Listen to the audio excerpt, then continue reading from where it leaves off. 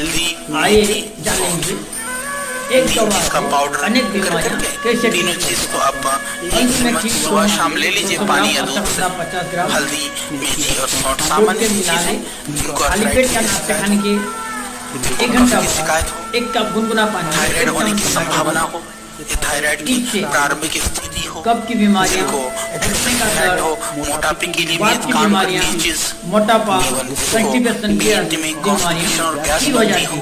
उसमें भी ये चमत्कार चीज काम करती परीक्षित है। आयुर्वेद की एक विशेषता तुरंत है, करें, ये खासियत है कि हम एक द्रव्य एक से दवा से हम बहुत तरह के जो रोग अनेक हैं बीमारियां हम उनको ठीक कर ठीक कर सकते हैं।